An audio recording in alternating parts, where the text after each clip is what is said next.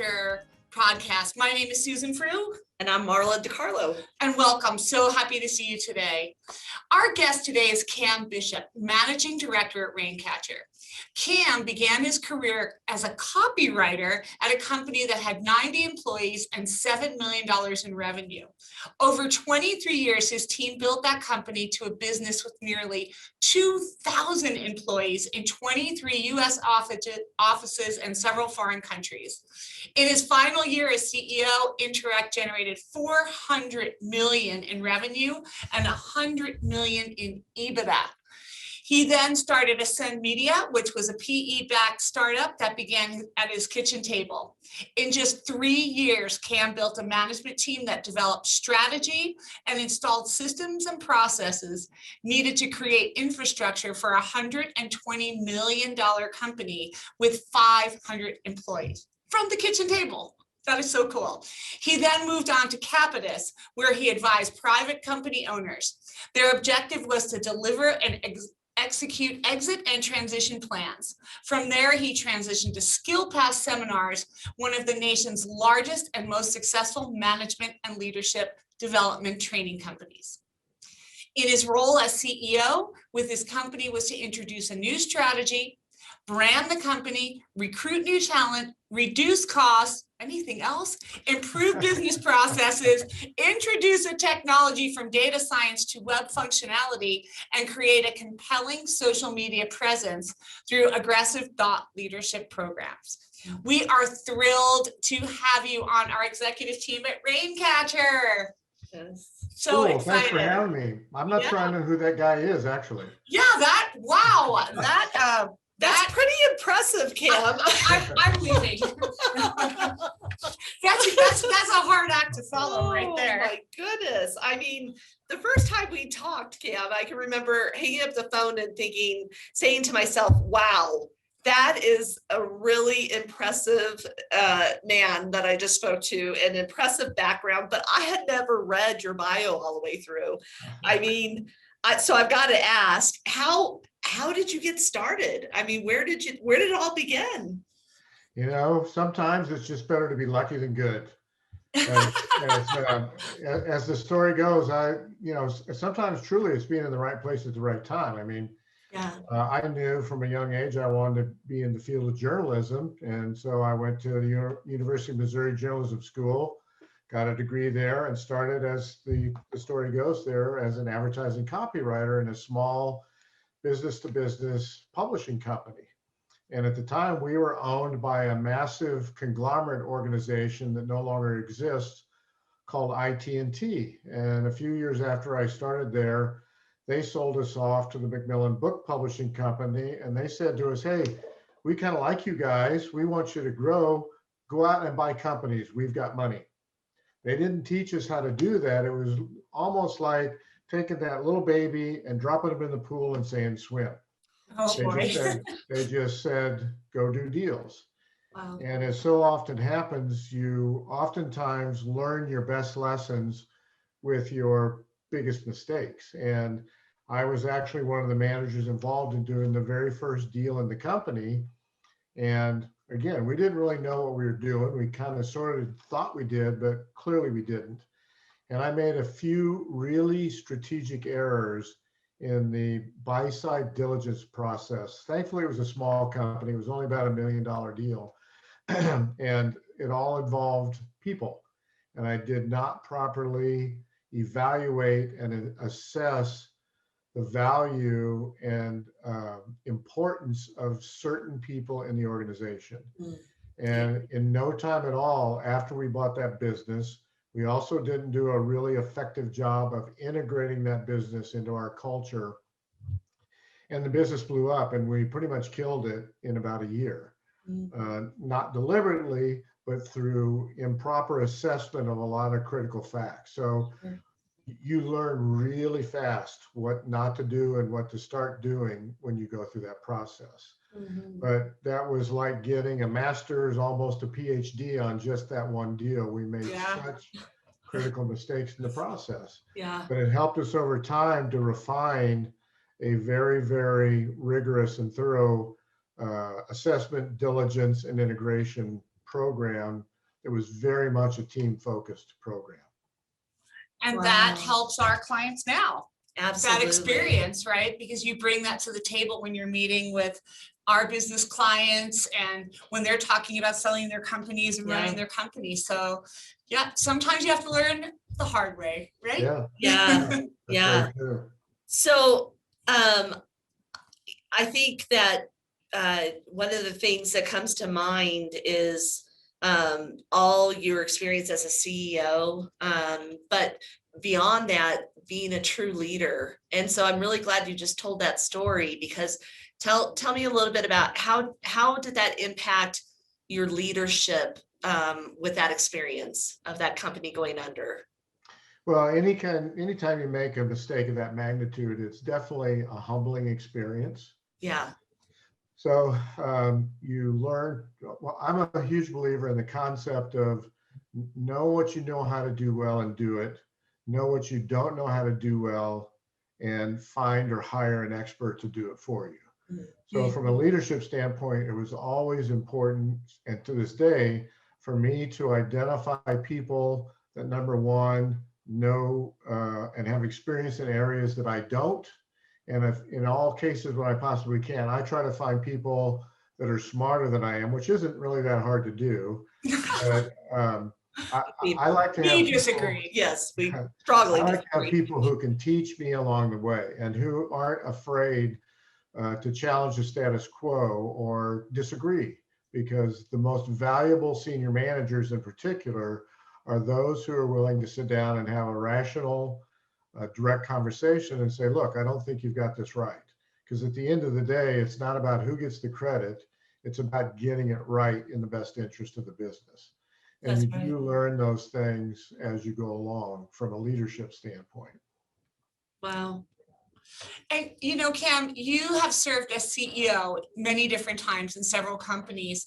What does that role of CEO really entail? And how does it change and grow over time?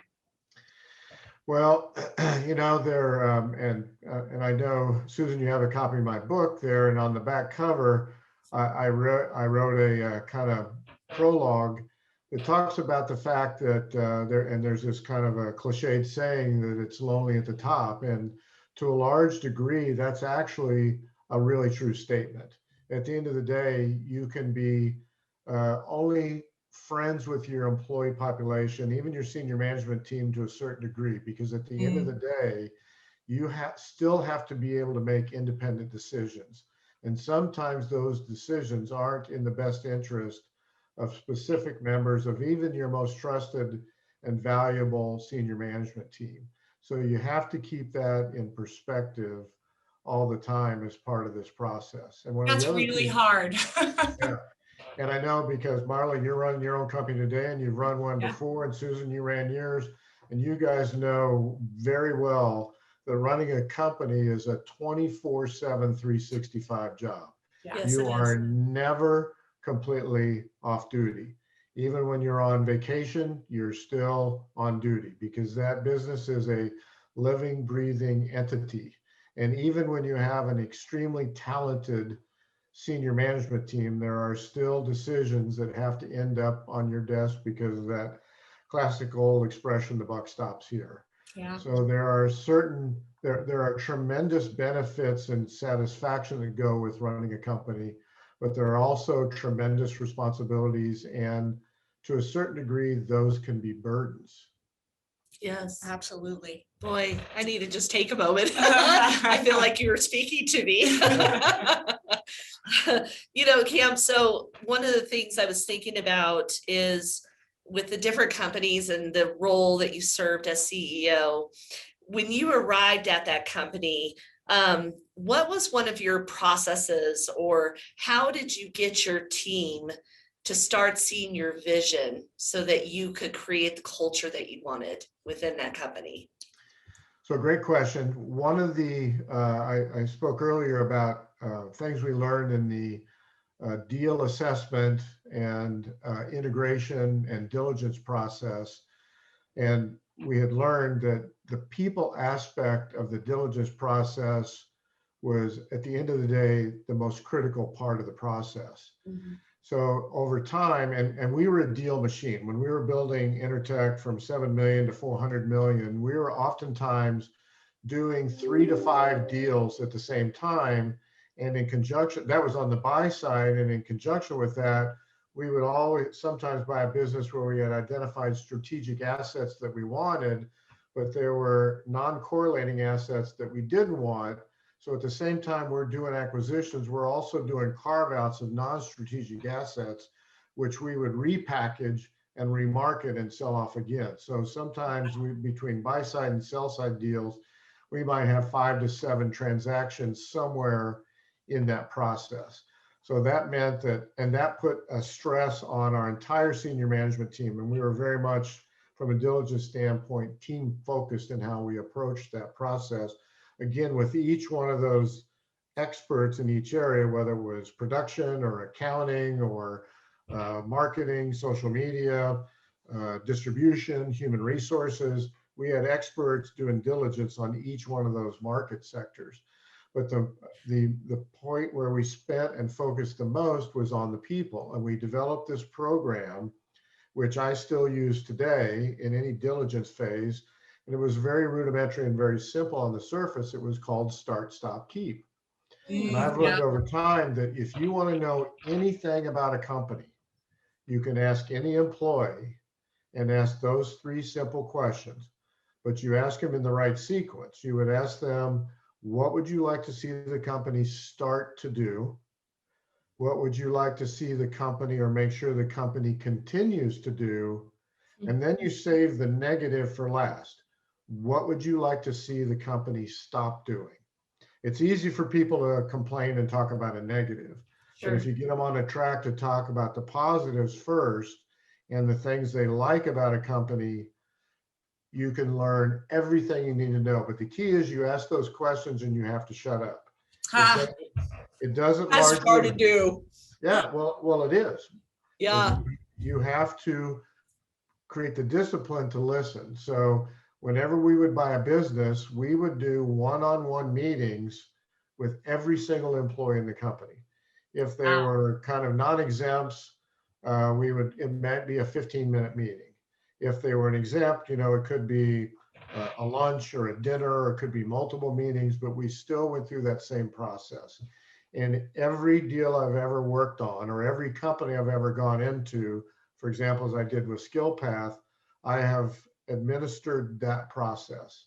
You can learn everything you need to keep sacrosanct in a company that the employees love, to help preserve corporate culture. And if it's an acquisition, that helps you integrate that business more effectively and smoothly and get buy-in from the employee population you've acquired. You can get great ideas because a lot of employees at a lot of different levels see opportunities, and oftentimes they're never allowed to share those with anybody else. Yes. And then last, you can often find some things that are just toxic in an organization and need to change. So in the transformation work I did at SkillPath, for example, I built my entire strategy based on what I learned in 200 one-on-one interviews that I did with people. And one of the key things is, as a simple example, they had this very large room that they used for company meetings. We had about 220 employees there. And I thought, day one, I looked at that space and I said, wow, this is incredibly inefficient use of space.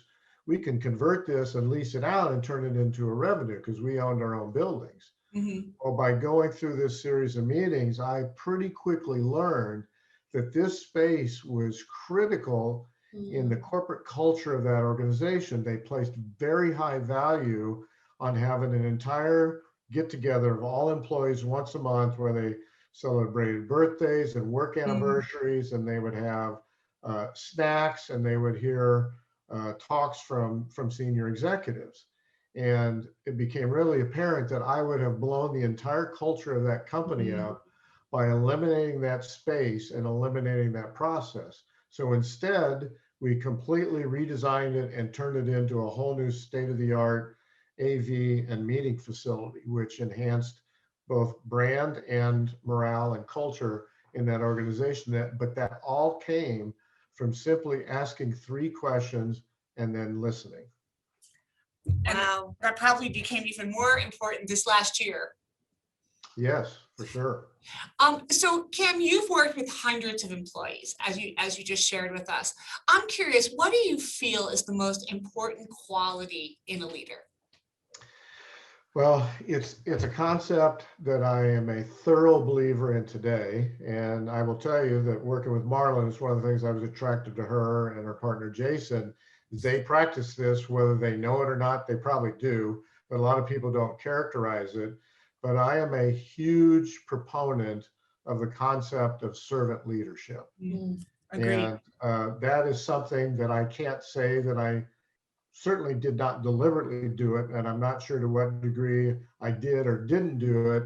I first started managing a team, I think, when I was about 26. So again, you learn some of these things as you go along, and over time in management theories, this whole concept of servant leadership has been sort of identified and quantified, and I'm an absolute believer in that. And if you hire talented people and get out of the way and then do what you need to do to help them succeed, it's a tremendously successful business model.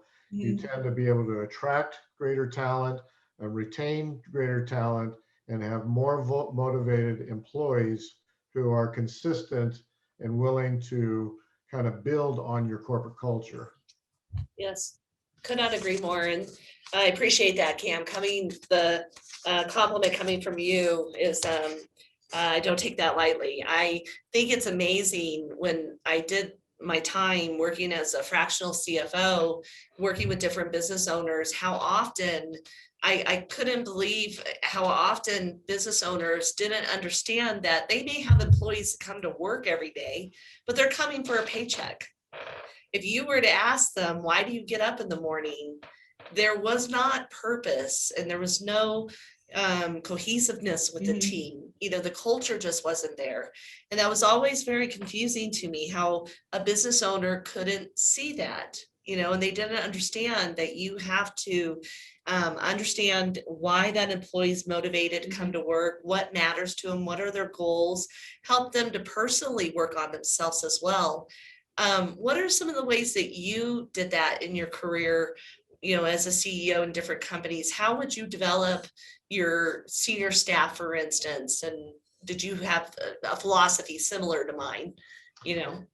Well, yeah. Well, again, I think part of it is, obviously hiring talented people and being humble enough to be comfortable with having people who may well be more intelligent than you are. And I've always tried to find that. I mean, I love having people that come to the table with ideas that I may have never thought of, or I may even have to have them explain it to me. Yeah. But again, it's all about, I believe in lifelong learning, and I believe in the optimizing the potential of a company by utilizing the talents of the employee. But there are 2 other critical elements of that, which apply to both, in my opinion, which apply to both corporate culture and to motivated employees. And one is to be able to have the discipline to listen and not do all the talking. In fact, you should do far more listening than talking. But the other side of the coin, ironically, is extremely effective communication. You almost cannot communicate too much. People do not like working in a vacuum, and if you give them a vacuum, they will make up their own stories. And as soon as they make up their own stories, those rumors have gone out of control and you've lost control. Yes. So you have to stay on the front edge of that. You have to be direct, deliberate, and truthful in the delivery of that information. But you also have to be able to do that with some degree of empathy and have it based on what you've learned from what you've heard by listening. And then you have to give proper recognition to employees, and you have to demonstrate a sincere and genuine appreciation for the work those people do. So no one likes to be taken for granted. Boy, That's Yeah. for sure. And a lot of business owners make those mistakes. I mean, I know, Susan, Yep. you've worked with hundreds of business owners as well. And so Yes. between the three of us, I mean, we could come up with many stories where that was overlooked. And it really is, Absolutely. in my opinion, one of the most important factors, that you have to focus on in a business in order to be successful.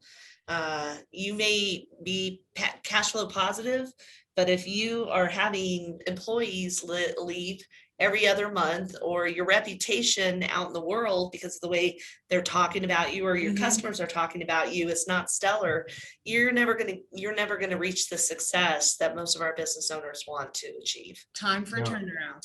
That's right. And I would say in that regard, a lot of business owners, especially in smaller companies, unfortunately, they tend to silo information. Yeah. And as a matter of power or just an, an incorrect assumption of the best way to manage, they withhold information and share as little as possible. And that's when that vacuum can form, and rumor mills can run off the rails, and employees speculate in ways that are not beneficial to the company. Yes. And it's part of, in a servant leadership model, that's the antithesis of what a lot of smaller company owners do, who basically feel like it's none of their employees' business, anything that's going on. I'm paying you to do a job, just do that job. Yeah. Yeah. Wow. That's gold right there. It is. Yeah, It really is. absolutely. So with that, I think this is a good next question. It's what's coming to mind as we're talking about this. As a business leader, where do you feel that business leader needs to focus on? What do they need to focus on first in a business in order to make it, I call it a titan of business. They stand out from the others. What's the one area they need to start and focus on and improve upon in order to take that next step to become a titan? Sure. Well, I'll approach it a little bit from when I've acquired a company or been contracted to go in and do a business transformation on the company as a new leader. The first thing you have to do is get control of the money. So you need to understand what's happening from the standpoint of your accounting team, if there is one, or if you have a CFO. For me, my CFO was always my right hand, and my head of HR was always my left hand. And I mean, literally, they sat on each side of me because that was my executive team. And again, that's consistent with my theory about know what you know how to do well and do it, know what you don't know how to do well, and have an expert to do it for you. So I know enough to be dangerous in accounting and HR, but I'm not an expert. So I have those two individuals on my wings and we conferred multiple times every day. But the first step in any of these processes is you have to have a handle on the financial structure and reporting in the organization. The second thing you have to get, and frankly, it's to get control of and an understanding of, is the people. Then the third thing you have to move through is technology. In this day and age, you have to have control and an understanding of the technology, what the infrastructure is like, what utilization is, and in this day and age, unfortunately, where your technical vulnerabilities are. Then fourth, you move into the communications aspects of the business, where you begin to build that culture and begin the communications channels and the reach out that you need to your employees, both on an internal communications basis and then on an external communications basis, whether it's social media, thought leadership, branding, or general marketing or sales lead generation. So that's how I've tended to move methodically through sort of the orientation and control processes that you need to have in place to manage a company. So Cam, as an advisor to private business, what do you think is the biggest mistake that you see owners make when they're growing their company? It's a big mistake.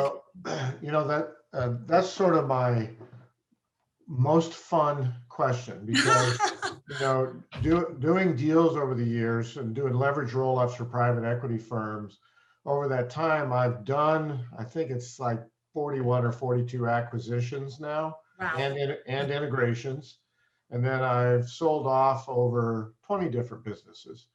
And one of the things I learned early on when we were doing rapid roll-ups is that we would buy a lot of smaller companies who tried to do it themselves, represent themselves, or they did not have proper representation, and they had really no idea how to properly package a business for sale to optimize their own value. Mm. And we would Do look that at every these day. deals. I mean, you know, frankly, we're a predatory buyer. We're going to buy for the least possible price. Mhm. Where it's not our job to tell them you're leaving money on the table. But, you know, if you're spending $1 million, $2 million, $5 million for a business, now when you're spending $100 million, they're sophisticated sellers. They've got all the structures in place. Yes. But on these smaller deals where you're kind of in that, really, you can kind of range it from $1 million to 10 million. They Mhm. don't really have the professionals around them on a regular Yeah. basis. Almost zero business owners have ever sold a company before, so they have no experience in it whatsoever. And most of the deals we did, those owners left money on the table. That if they had properly structured their company, they could have gotten more for their business than they were able to get. And that's one of the reasons why I went into the consulting field with Capitus Group to do exit and transition planning, was to work on the other side of that table to help those business owners properly package their business so that when they did go to market, that they were going to optimize valuation on the business. Mm. So the mistakes I see these business owners make in general, and they're the most profound factors, and Marla, you've seen it a million times in the transaction business. They're pretty well known if you sit on the transaction side of the table. Number one, they're oftentimes the sole source of knowledge of the company. They oftentimes own all the critical customer relationships. They have no succession planning for management underneath them. They have poor or improper financial and accounting processes and procedures, and they have critical customer concentration.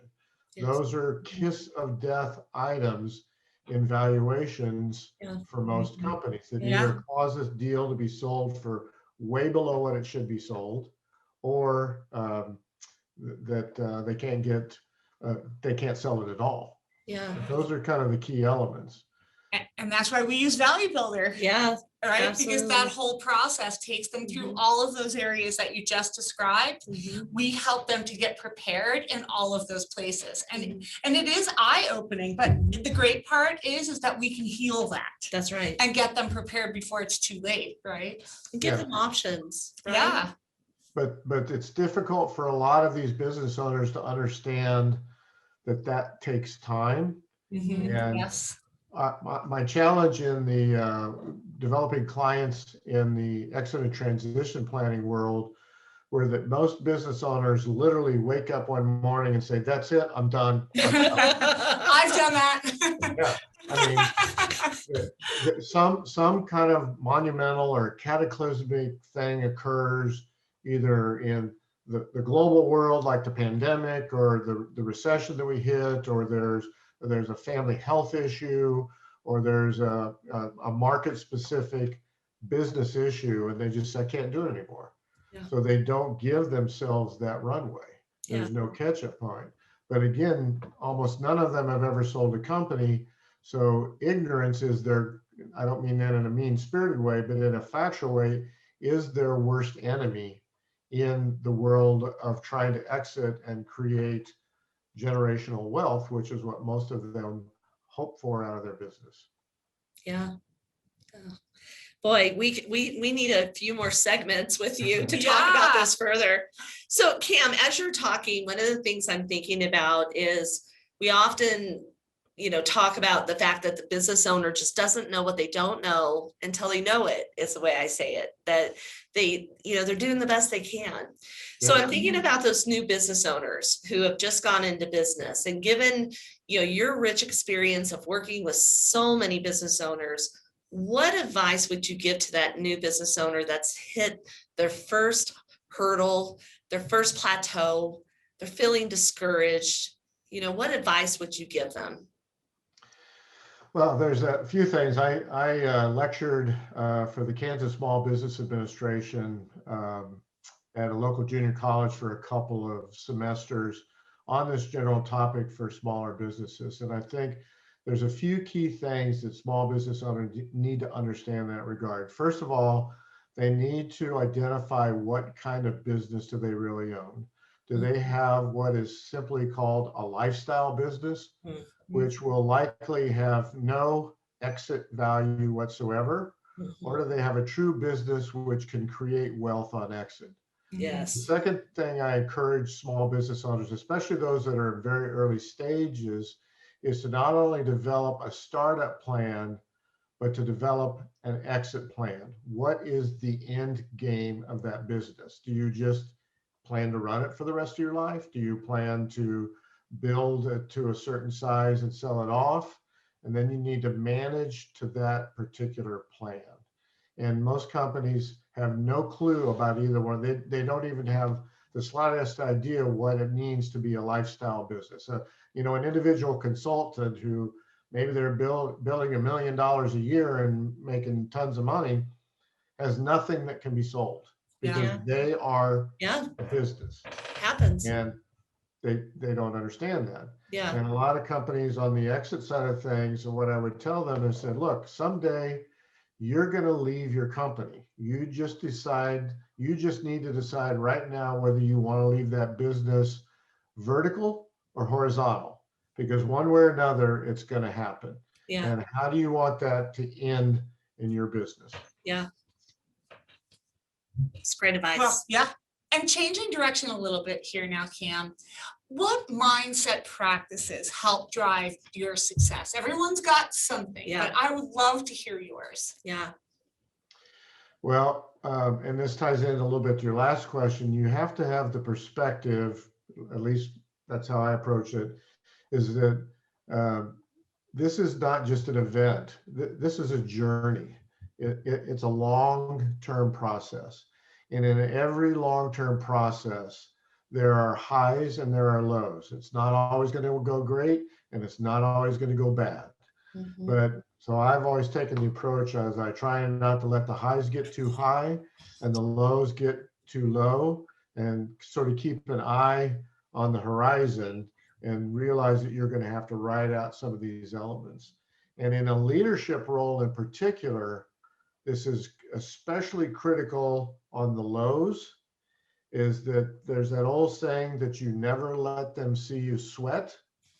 And there is significant truth in that fact, because if you as the leader panic, then everyone else is going to panic. Yes. If you as the leader are down, your employee population over time is going to reflect that same that same level or declining set of energy. Yeah. But on the other side of the coin, it's always good to celebrate the wins.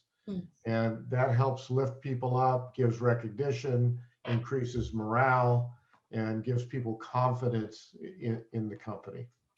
You know, Cam, with you, what you just shared, I'm thinking of your book, Head Noise. And I'm thinking of the beginning of the book, the intro, where you discuss how the CEO, it's common for the CEO to have a lot of head noise because it's lonely at the top. And that's kind of what you're talking about, is you're not allowed or you're not supposed to, show your team you're sweating it. And it can be very lonely because we're human, there's nothing different about us than anyone else, but we have to, make sure that you're handling your feelings a certain way. And often than not, you're putting your team ahead of yourself. And it's difficult sometimes to do that over and over again. I'm just being transparent and honest. And I know a lot of business owners feel this way. So I would love to know, can you describe a little bit further about how we can silence that noise? Yeah. Well, if I had a really good answer to that, I could probably be wealthy and I wouldn't be doing this. Darn it. I was hoping you had the answer for me, Cam. I do have a few theories. And at first I'll tell you the whole name of the book came about because I was, my wife and I were at dinner with two other couples one night. And, you know, when you get to be of a certain age, a lot of times you don't sleep well on a good night. And one of the other wives was saying, yeah, I hate it in the middle of the night when I get this head noise. And I said, head noise? What's head noise? You know, that thing when you wake up and you just got all this stuff going around your head. And I said, oh my God, I get that almost every night. And at the time, I was running a company that was extremely cash flow constrained. And it was a very complex cash flow cycle in that business. And, Yes. you know, I was constantly concerned, are we going to have enough money to make payroll next week? Yeah. Until we could kind of, we were impacted in that business very, very badly by Obamacare. It impacted our profits by literally over 50% almost overnight when Obamacare As it did came out. many business owners, yes. Yeah. And so we became instantly extremely cash flow constrained. And I literally was worried most weeks if I could make my payroll until we could begin to climb back, you know, cut expenses and begin to climb back out of this situation. And that was my head noise. And that became the title of the book. And, you know, one of the things I learned, in fact, Jason and I were talking about this the other day, you know, you have to take care of yourself.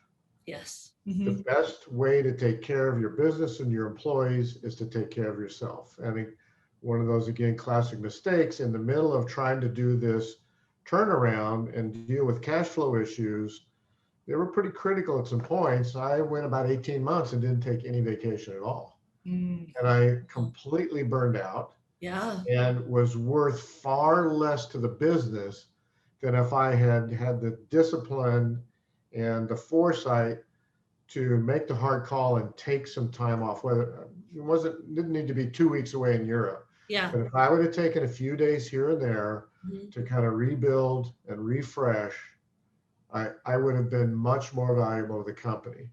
But the two other things I did continue to do, because I'm a huge believer in it, I'm a huge believer in physical exercise, however you choose to get it, and in proper nutrition.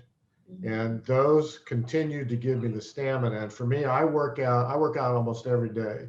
And for me, I do that as much for my head as I do my body. Because all the science indicates that you release these endorphins, which help you relieve that stress and give you a channel out. So exercise and reasonably get in. I still have my cocktails. I'm not like a super vegetarian or anything, but just try to eat reasonably disciplined. Those two factors and taking care of yourself help a lot when you're trying to take care of a company. Right. I'm curious, what made you choose Raincatcher? You know, you had so many options, I'm sure, but what were the key differences compared to other business brokers that come to mind? So that's my favorite new question, Susan.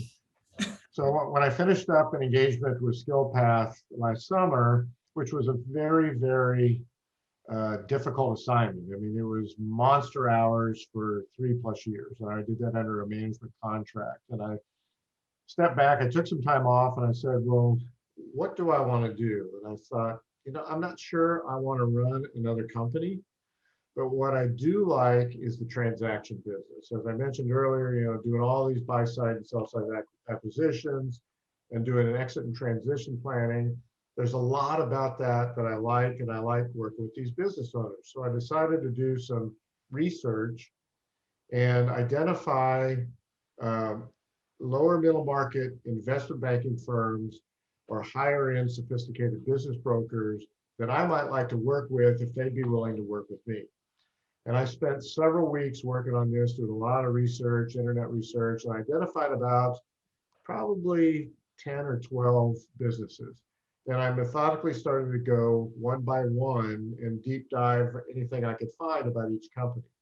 And really, Raincatcher, I think, was the second one I came to. And I was just instantly attracted to it because I could clearly see what the business model of the organization was. So I pinged Marla and Jason on the website and said, hey, you guys want to talk? And they got back to me in a day or so. And we had an initial conversation that really went well. We set up another phone conversation. That went really well. It was very clear that we were extremely well aligned on things that were important to me: ethical standards, mission, vision, and value. There's a lot of fly-by-night, especially business brokers out there. I've seen them, I've had to interact with them, and I have no interest in that. So I'm a big believer in face-to-face meetings and get to know you. So Marla and Jason agreed to meet in the middle of the pandemic. My wife and I put on gloves and masks and cleansers and packed all our own food, and we drove 10 hours out to Denver. And we ended up meeting in an outdoor restaurant, and we started at lunch and we stayed all the way through dinner. You did. Wow. And invited your wife. And my wife came over because I'm a huge believer in the family nature of businesses. Mhm. And that was an important aspect of our getting acquainted to me as well. Because I like my wife to know who I work with. Yeah. And I like to know the spouse, if they have them, I like to know the spouses or significant others of my employees as well in the past. And we just really hit it off. And then we had to take some time to figure out a business model that would work correctly for us, which we got done in March. But the attractive aspects were this company is absolutely state of the art in utilization and leveraging technology. And as a poster child for a virtual business, these guys have been doing it successfully for years. So we're growing like crazy now, which is a fun place to be. It's very much Yes. an entrepreneurial kind of environment. We've added like 8 or 10 people this year, and we're in multiple cities, and we just effectively utilize technology, and our clients benefit from that. Yeah. Because we can far more effectively market them. We're selling companies or representing the owners of companies coast to coast and finding buyers coast to coast. And I think in a few cases, we've even had foreign buyers in the business. Yeah. But that all comes from leveraging technology. The other really critical differentiator that's driven by the technology, in my opinion, is that has allowed us to develop this really unique base or database of pre-qualified buyers. Mhm. And I think it's over 8,000 now, and there's not many firms that can make that kind of a claim. And Yeah. we successfully sell a lot of these companies to this buyer database. To me, those are unique and critical differentiators in the marketplace that result in value for the companies that we represent. Absolutely. Yeah. Yeah. Oh, well, we're so happy you chose us, Cam. Absolutely. I'll tell you, you're an incredible individual. So my last question for you is, I'm curious, what impact do you hope to have on the small business community? Well, hopefully, again, when I talked about the term generational wealth, or there's a concept that I love called the freedom point. And the freedom point for an individual is that point in which, you used to ask the question, what's your definition of rich? But that can be all over the map. And at the end of the day, it really comes down to the concept of the freedom point and developing generational wealth for your future generations. The freedom point is simply, how much money do you need to have in order to live comfortably and with peace of mind post the sale of your business? So that, to me, there's huge satisfaction in helping a business owner achieve those goals. But one of the things I think I bring to the table is, having done so many deals on the buy side, I can look at any business from the eye of the buyer as opposed to from the eye of the seller. But the other thing I talk to these business owners about, that I used to do in significant amounts in my consulting practice, I used to say my work was 50% technical and fixing accounting and structures and stuff, and 50% of it was Dr. Phil work, because so many business owners eat, sleep, and breathe their business. It's their social structure, it's their ego, it's their identity, it's their reason for being. Yeah. That they don't really develop a life outside of that business. Again, we talk about running a company as a 24/7 deal. Yes. And I've seen it so many times, and we're going to be out of time, but I can tell many horror stories of business owners that we bought from that emotionally crashed and burned after the sale of their company because they woke up, they had money in the bank, but they had no life purpose after that. Yeah, And it they happens a lot. Yeah. they'd never given any of that thought. So that's Yes. always one of the things that I try to counsel those on, which is totally unrelated to the transaction, because once we close a deal, we're done with it. But I like to think that they're going to go on and have some kind of fulfilling life. So I try to encourage them to begin to think about life after the deal. Yeah. Well, thank you, Cam, so much. And can you tell our audience where they can get a copy of your book, Head Noise? Yeah, just ping me on LinkedIn. I'll be happy to send anybody a copy. Oh, wonderful. Thank you so much. We are so honored Yes, to be Cam. working with you. Thank you so much. Thanks for having me, guys. All right.